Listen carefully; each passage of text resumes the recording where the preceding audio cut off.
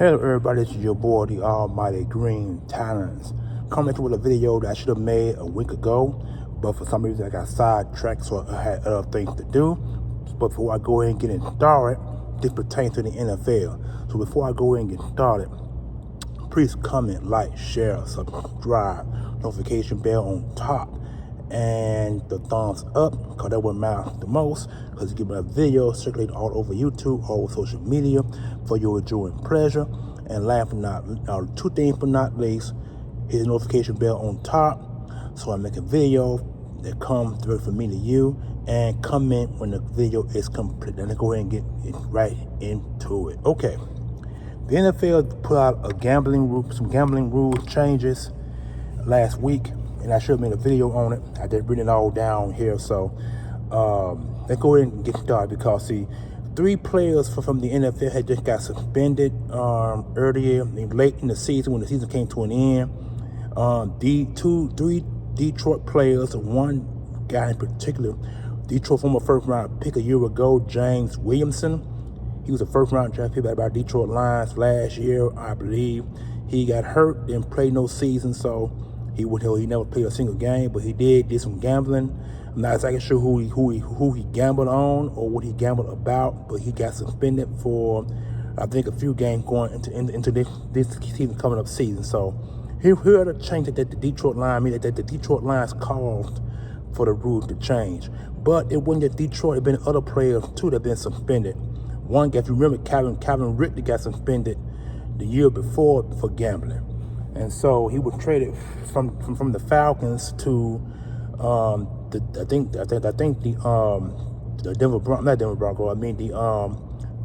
the Dolphins last year. He was traded to the Dolphins. The Eagles wanted to get him, but the gambling prevented that from happening. So when he got suspended by the league, the Eagles didn't want to have anything to do with him, so he wound up remaining on that team and got traded the year after to the Miami Dolphins. He played none that year, but he will be playing this season because his gambling situation is up now with him. He probably won't gamble no more. Matter of fact, none of these guys that I mentioned to you guys will never gamble again in the NFL. So let's go ahead and get started with these rule changes. It started with this here. Hold on just a minute. Give me just a few seconds. Dang. All right, sorry about that, y'all. I know you saw me got up. I was trying to block the camera with this, but it didn't work. So, but anyway, enough of that. Here are the changes from the NFL. Don't bet on NFL. No gamble at team facilities while traveling or at team hotels. Don't have someone bet for you. Don't share team inside information. Don't enter sport books during NFL playing season. No NFL fantasy football. And NFL fantasy football it's a big fantasy for a lot of people, fan wise. But they're making the point that now you cannot play NFL fantasy football because some guys gamble and win money off the NFL fantasy football, and some do it just for fun. But it can go either way, depending on. I think if you do it for fun or for gambling purposes, you will be suspended by the NFL. So they probably don't even care if it's for fun or not. Okay, here's one. It said rule 1 change in details. Don't bet on NFL. Don't ever bet on any NFL games, not even $1. Wow. Your team games, any other NFL games, outcome, points scored, parlay, props, future bets on NFL, which means that if the team is just coming to a new season, if you bet on the game based on the schedule, you will be suspended by the NFL. I think that's what they meant when they said future bets on NFL, which means that if the season's just getting started and you get the schedule and you start betting on these teams who they gonna beat by point spread, you will be suspended. I think that's what they mean when they say future NFL bets. Includes all NFL games, events such as NFL Draft, the Combine. Who would want to bet on the NFL Draft? I get they're saying if a team want a specific player, or if or if you remember now, the NFL analysts also come up with these NFL mock drafts. So I guess that's what they're saying. If they betting on any team getting this player based on their mock draft, if they win or lose, they'll get suspended by the NFL. Combines. I guess it based on combine. I guess when they're saying about combines, I guess that they were probably referring to the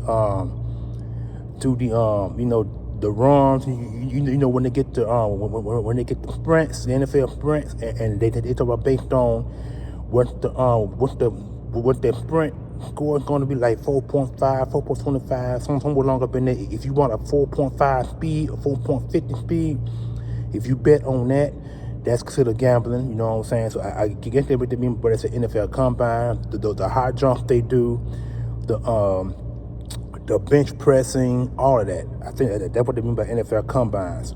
Pro Bowls. Now, Pro Bowls, they don't change the Pro Bowl so much. I don't think they even really matter anymore. Cause I don't watch the NFL Pro Bowl. Anyway, NFL flag events. They just started that flag crap this past season just passed. Any flag events, NFL flag events, or the NFL honors. I guess it goes to whoever they say up for a certain award, and they bet on a certain player to win that award. I guess that's what they mean when they say NFL honors. Okay, all right, here we go. More details. Don't gamble at work, including from your phones. Cell phones, the NFL phones that they have at the offices. You can't use them, or the locker room phone, because I'm quite sure there are phones in the locker rooms. So you probably can use none of those, because they probably can. I would say they probably got them NFL phone probably bugged.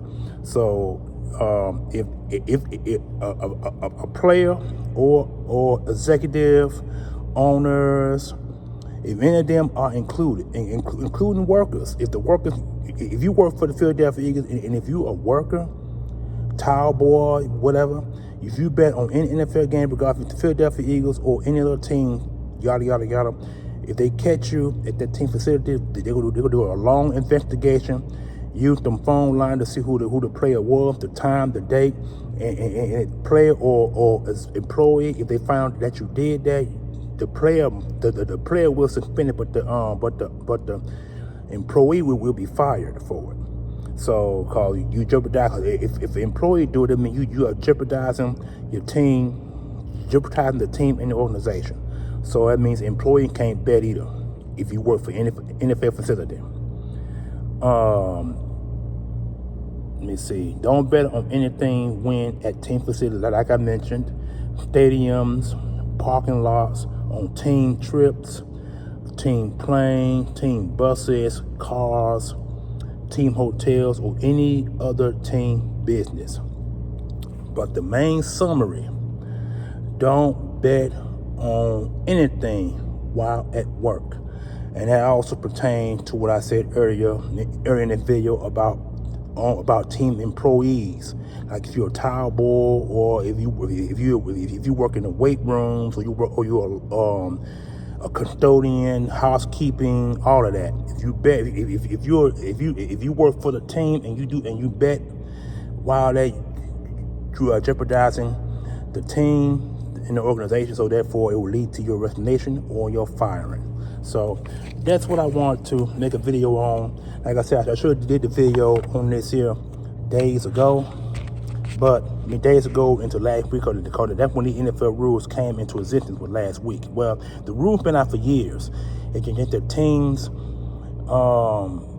and players bypass those rules and use it for their own gambling debt. So it caught up with them. And so now they're paying for with these suspensions. I think the longest, it may depends on money too. Most money betted. Sometimes I think most money betted can cause you to be suspended 6 games or longer. And I think if it's a double offense, you might be suspended for the year. And I think it's a 1, 2, 3 strike. And far as I'm concerned with that, so that's one of the reasons why the NFL has reestablished these NFL rules. You know what I'm saying? And so they're letting everybody know, and they putting everybody on notice. You gamble in the NFL, you get suspended. If you gamble again, the suspension may go longer. And if you gamble again, it might get you out of the NFL. Think about Pete Rose. Many years ago, this guy was a player and a manager for the St. Louis Cardinals, I believe. And he took a lifetime ban. And many years he would nominated to go into the Baseball Hall of Fame. He couldn't get in because they tried to tell him that he needs to convince the major league teams that he gambled, and he kept saying no. So the more no's he put out, the more the Major League Baseball suspended his Hall of Fame nomination. Then I think several years ago, I believe, he finally came up and admitted that he gambled. And everybody knew and every Major League Baseball team, players, they all knew because it got out. It been out for over 20 or 30 some years. The guy ain't played or coached in years. You know what I'm saying? And so he finally admitted his gambling. He finally admitted it. You know what I'm saying? And so at some point in time, he might go to the Baseball Hall of Fame, but certain things can jeopardize that. And that goes for any NFL player that's been suspended. Not been suspended, but for any player that's no longer in the NFL. If you're a former player in the NFL and you got Hall of Fame credentials and you gamble, you're jeopardizing your Hall of Fame honors and the respect of the league. So that's what the NFL players have to take into consideration. If you are a future Hall of Fame player, all the money that you'd have made and you want to gamble on the NFL, and especially if you're a rookie, like James Williams. James Williams is a rookie. Now this guy been suspended for a 6-game this season, and he will not be getting no kind of compensation, none whatsoever. He ruined it for himself, and that's really bad because if he ever go over 10,000 yards in his career, and he get the Hall of Fame, because say he get 12,000 yards receiving, 100 touchdowns, special teams, all that. If he gets that thing on his resume, the gambling gonna be on the resume, and that might keep him from going into the NFL Hall of Fame. So you gotta look at those things very carefully before you put yourself in these positions. Pause. To go into the NFL Hall of Fame. You gotta think about all that. I mean, and that includes coaches, executives, and owners. They're like Jerry Jones. Jerry Jones he's in the NFL Hall of Fame, and he's one of the longest tenure owners of one team, and got 3 Super Bowls to his credit. That's why he's in the Hall of Fame. And there are many other owners that can get that as well. Like, for example, Jeffrey Lurie. Jeffrey Lurie is the longest tenured Philadelphia Eagles owner. At some point, he's gonna get into the Hall of Fame, but he ain't gonna gamble to ruin it. I mean, you gotta think these things very carefully before you do anything to jeopardize your future with the NFL and a possibility of Hall of Fame bid. I mean, there's so many things that could jeopardize that. So I'm hoping that the owners, the presidents, owners, players, employees and workers, hope y'all guys think this shit through, because it's serious out there. You don't want to ruin that. Because like I said, if employees get caught gambling, not only will they get fired, but they also put that team in jeopardy of getting fines and all of that. Because I think if an employee gets caught for gambling, the NFL has the right to fine the Eagles or any team that the employees are part of. If it's the Cardinals, the Cowboys, if employees are caught gambling, that team is going to face a hefty fine and may suffer some NFL draft compensation too. I mean, you gotta look at all of the nicks and knacks that could jeopardize your team future. So that's one of the reasons why employee can't gamble, because the employee can gamble, that's it for them. You know what I'm saying? They don't want to get fired, but the team also going to be fined.